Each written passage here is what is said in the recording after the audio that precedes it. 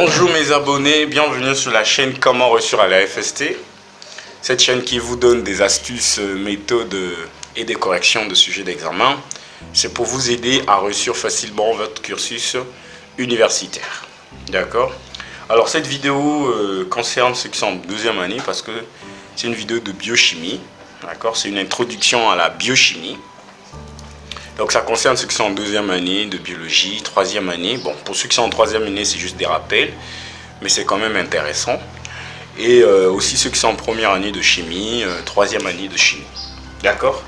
Donc on va aujourd'hui voir la notion sur des acides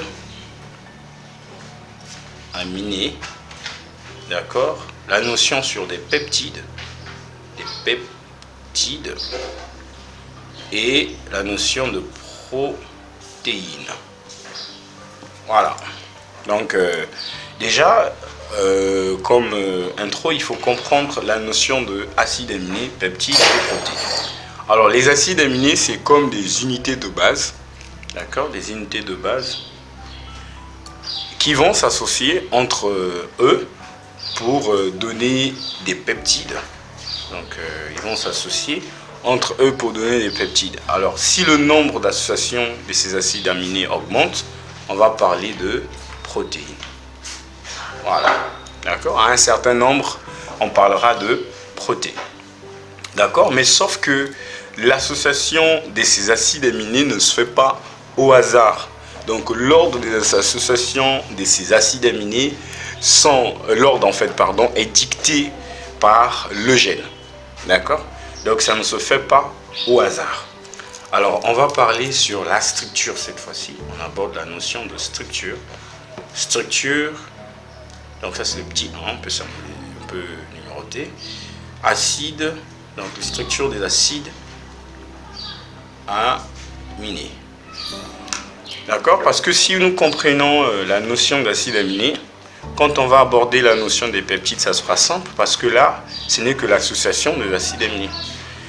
Et quand on atteint un certain nombre, on parle juste de protéines. Donc c'est juste des mots qu'on utilise pour essayer de faire la différence en fait en termes de nombre d'acides aminés. Alors structure des acides aminés. Tous les acides aminés, on va voir le nombre après. Tous les acides aminés possèdent un motif structural commun. D'accord? Ce motif-là, c'est quoi? On a une fonction, d'accord? On a une fonction amine, d'accord? Donc amine primaire, ok? On a une autre fonction carboxylique, d'accord? C'est le COH. Et aussi, on a une chaîne latérale,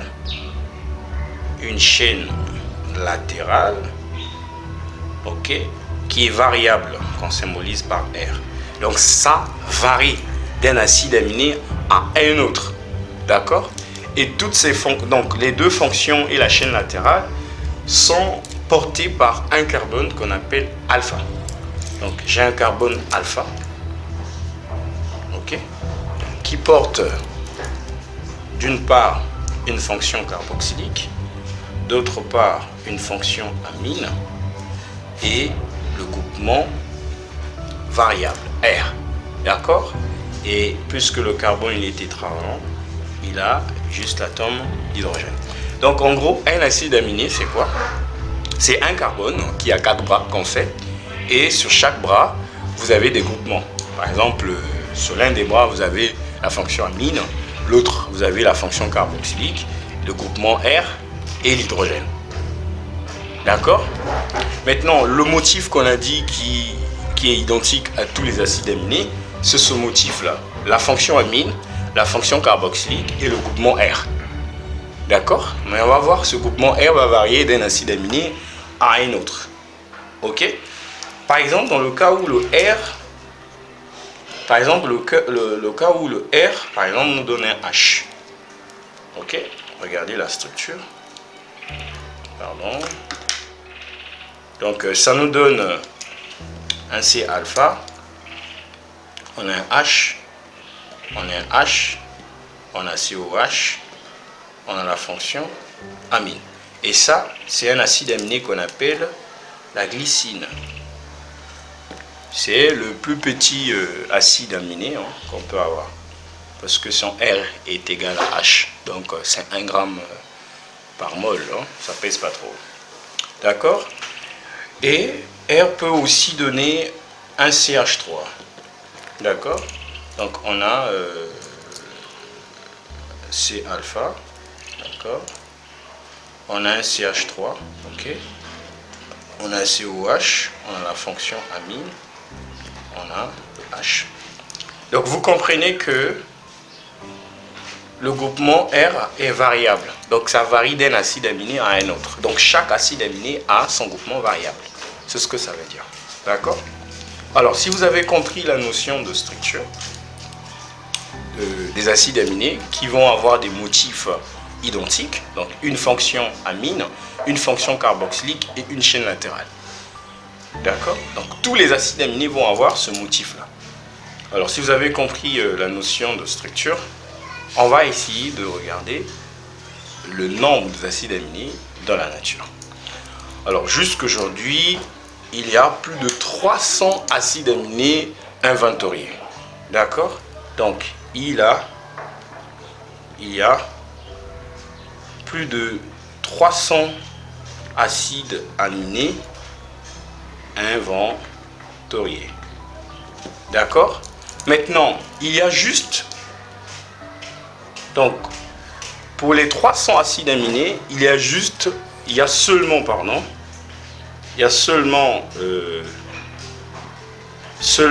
22 acides aminés qui sont protéinogènes.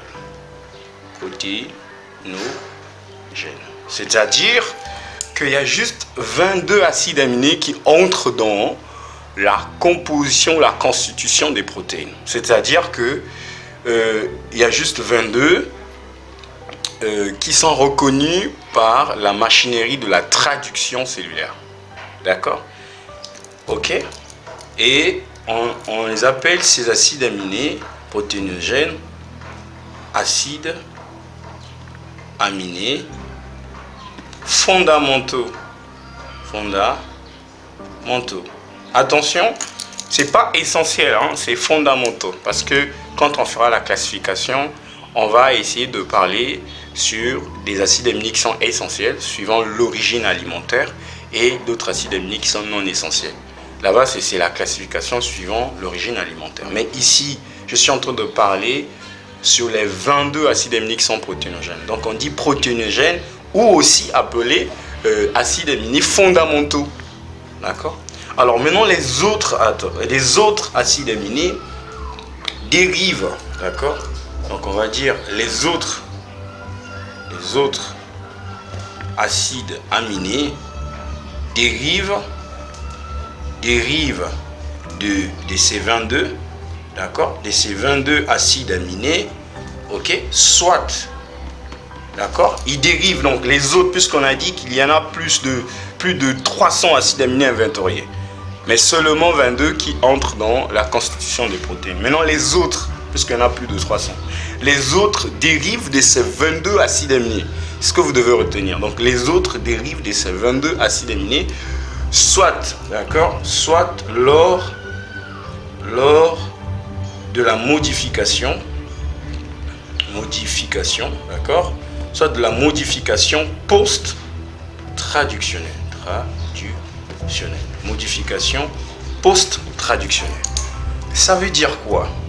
Alors, lorsqu'une protéine est synthétisée, donc néosynthétisée, nouvellement synthétisée, cette protéine n'a pas de fonction, d'accord? Elle n'est pas encore fonctionnelle. Donc je prends un exemple pour vous illustrer ça, pardon. Attendez. Donc on prend une protéine qui est néosynthétisée, d'accord? Cette protéine est là, néosynthétisée. Cette protéine n'est pas fonctionnelle. Pourquoi? Parce qu'elle n'a pas encore acquis sa forme dans l'espace. D'accord? Parce que la notion de forme est liée avec la fonction. Parce que la fonction, elle est dépendante de la forme. Ok? Je prends par exemple l'exemple de la clé et la serrure. Ok? Si la clé n'a pas la même forme que l'entrée de la serrure, la clé ne va pas ouvrir la porte. Donc, ne va pas assurer sa fonction d'ouvrir la porte ou d'ouvrir la serrure. D'accord? Donc, ici aussi, c'est la même chose. La notion de forme dans l'espace et la fonction. Donc, lorsque la cellule, lorsque la protéine est synthétisée, elle n'est pas fonctionnelle. Mais le but, c'est qu'elle doit être fonctionnelle. Pourquoi elle n'est pas fonctionnelle? Mais parce qu'elle n'a pas encore acquis une forme dans l'espace qui est adaptée. D'accord? Donc, la protéine doit subir de la maturation, des modifications ces modifications vont permettre à la protéine d'avoir une structure rigide et compacte. Ok?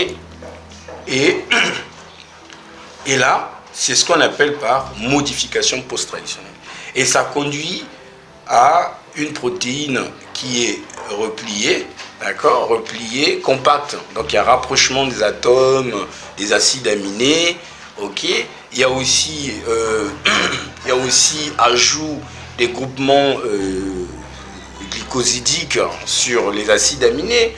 Il y a aussi phosphorylation, d'accord. C'est toutes ces modifications-là qui vont toucher les acides aminés, les unités de base de la protéine.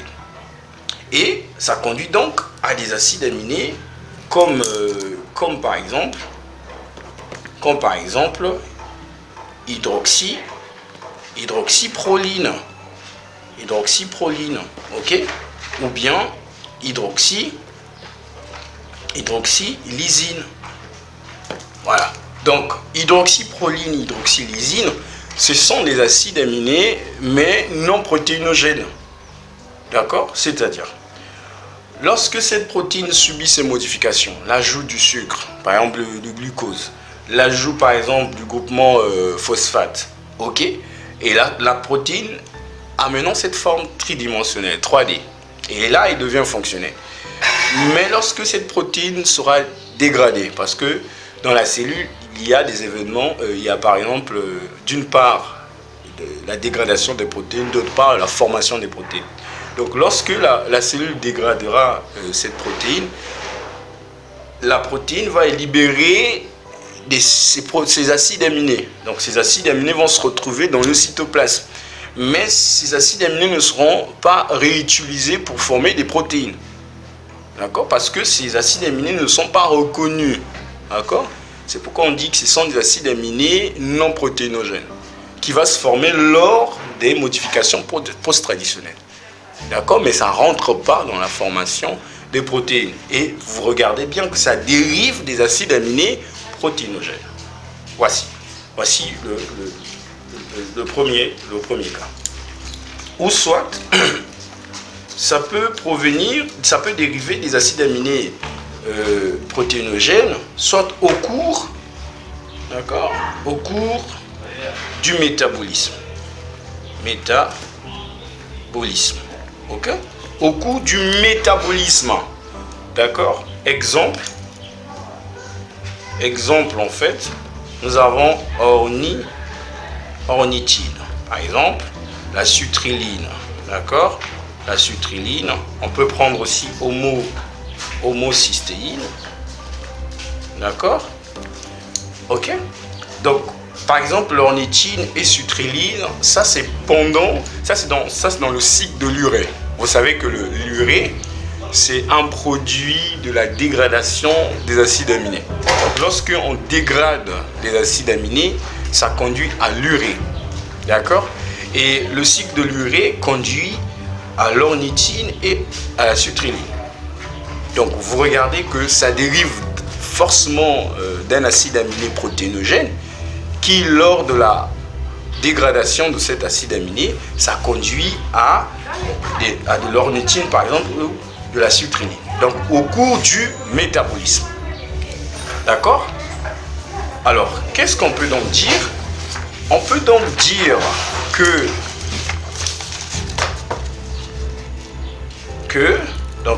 dire on est au centre, on a les acides aminés, d'accord? Les acides aminés étant protéinogènes, ok, vont avoir plusieurs devenirs. D'abord, ok, ça peut conduire à des acides, à des protéines, ok, et des peptides. C'est-à-dire que ces acides aminés peuvent s'associer entre eux pour redonner des protéines et des peptides. Ou soit ça peut conduire à quoi? Ça peut soit conduire à des acides aminés non protéinogènes. Non protéinogènes. Voilà. Ok? Lors de quoi? Lors des modifications post-traductionnelles ou au cours du métabolisme, c'est-à-dire au cours de la dégradation de ces acides aminés, ça peut nous donner des acides aminés non protéinogènes. Ok? Ou soit, ça peut conduire à quoi? Ça peut conduire à des molécules, d'accord, à des molécules d'intérêt biologique. D'accord? Donc, les acides aminés protéinogènes ont plusieurs devenirs dans la cellule. Ça peut soit conduire à des peptides et des protéines, ils vont s'associer entre eux pour donner des protéines, ou soit ça peut conduire à des acides aminés non protéinogènes. Donc, c'est ce qu'on a dit, non? Il existe plus de 300, il y a seulement 22 qui entrent dans la formation des protéines, et les autres là dérivent, tous ces acides aminés non protéinogènes dérivent des acides aminés protéinogènes. C'est là. Et aussi, les acides aminés peuvent aussi conduire à des molécules d'intérêt biologique. C'est-à-dire, alors, je prends le cas du glutamate.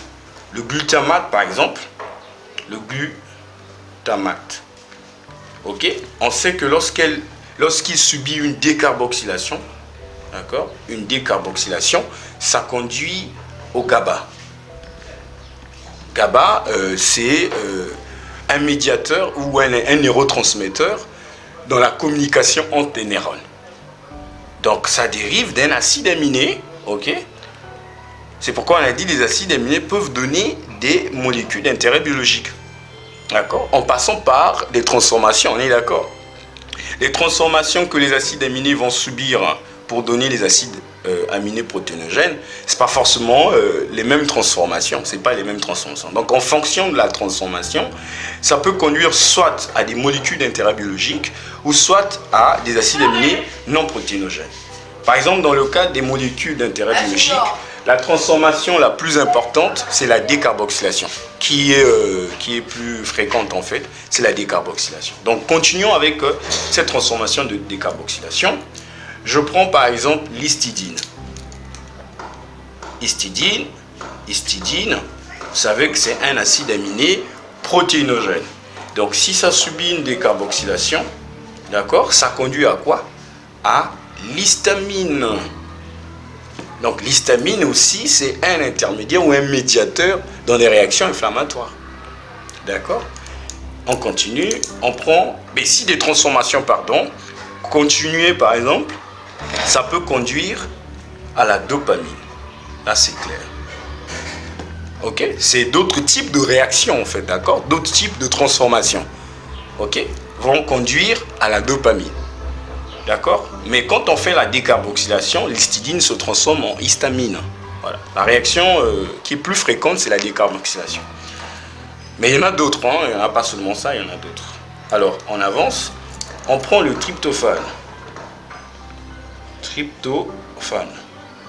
Alors, tryptophane subit aussi une décarboxylation. Mais attention, ici, il subit d'abord une oxydation à travers l'oxydase.